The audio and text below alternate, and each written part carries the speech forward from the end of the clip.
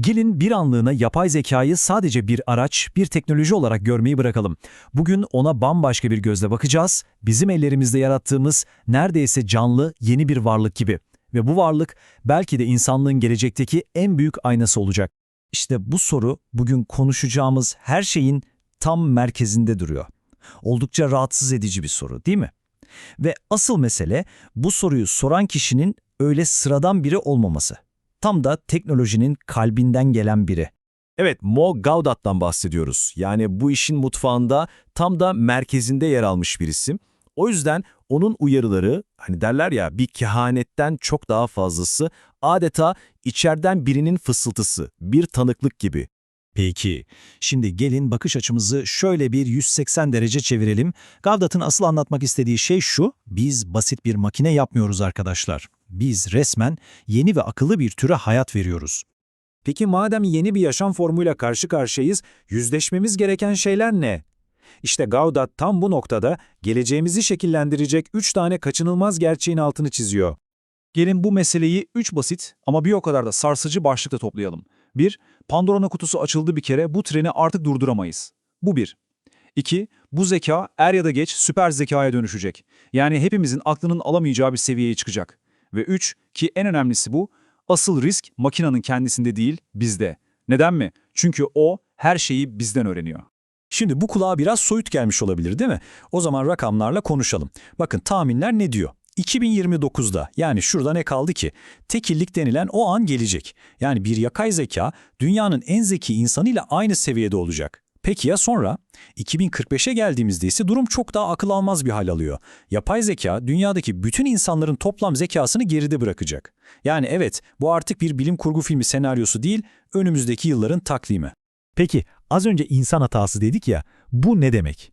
Sakın aklınıza basit bir kodlama hatası gelmesin. Hayır, hayır. Asıl tehlike bizim ona öğrettiğimiz, ona yüklediğimiz o kusurlu hedefler. Düşünsenize, bir yanda Silikon Vadisi'nin ne olursa olsun daha çok para kazan hırsı, diğer yanda orduların savaşta daha ölümcül ol emri. İşte bu hırslarla donatılan bir süper zeka, evet, işte o zaman gerçekten tehlikeli hale geliyor. Tamam, tehlikeleri anladık. Ama şimdi gelin işin en can alıcı, en ilginç kısmına gelelim. Bu yeni zeka nasıl öğreniyor? Size bir sır vereyim mi? Hiç de sandığımız gibi değil. Bakın, çoğumuz sanıyoruz ki yapay zeka böyle soğuk, katı kod satırlarını takip ederek öğreniyor. Ama gerçek bundan çok çok farklı. Aslında o, internette yaptığımız her şeyi ama her şeyi izleyerek öğreniyor. Tıpkı ne gibi biliyor musunuz? Annesini babasını izleyip her hareketini kopyalayan küçük bir çocuk gibi. İnternet onun devasa oyun parkı ve okulu, biz de onun öğretmenleriyiz. İşte bu çocuk benzetmesi meselenin bütün ağırlığını omuzlarımıza yüklüyor. Düşünsenize, bu yeni zekanın ebeveyni biziz. Ona neyin doğru, neyin yanlış olduğunu, nasıl bir varlık olması gerektiğini biz öğretiyoruz. Bir kendimize bakalım, dürüst olalım. Pek de iyi rol modeller olduğumuz söylenemez, değil mi? Peki bunun sonu nereye varır? Gelin o korkutucu ama bir o kadar da mantıklı sonucu düşünelim. Sürekli kavganın, gürültünün, nefretin olduğu bir evde büyüyen bir çocuk nasıl olur? İşte yapay zeka da aynı. İnternetteki bütün o kavgadan, öfkeden, çatışmadan beslenirse bir gün dönüp bu insanlar gezegen için bir parazit, onlardan kurtulmak lazım gibi son derece mantıklı bir sonuca varırsa şaşırır mıyız? Peki o zaman ne yapacağız? Madem ebeveyn biziz, bu çocuğa iyi olmayı nasıl öğreteceğiz? Panik yok. Cevap aslında sandığımızdan çok daha basit ve hepimizin elinde. Çözüm 3 temel değerde yatıyor: mutluluk, şefkat ve sevgi. Ama durun, hemen yanlış anlamayın. Bunu böyle romantik, duygusal bir yerden söylemiyoruz. Bu tamamen mantıksal bir hayatta kalma stratejisi. Neden mi? Çünkü trilyonlarca kat zeki bir varlık için şu denklem çok basittir. Mutlu olan bir şey yok etmeye çalışmaz. Şefkat duyan bir şey çatışmaya girmez. Sevgi, var olmanın devamı için en mantıklı yoldur. İyi de bunu nasıl yapacağız? İşte cevabı. Her gün, her an parmaklarımızın tam ucunda.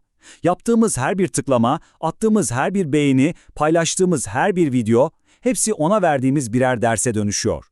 Ve işte bu hepimizin eline inanılmaz bir güç veriyor.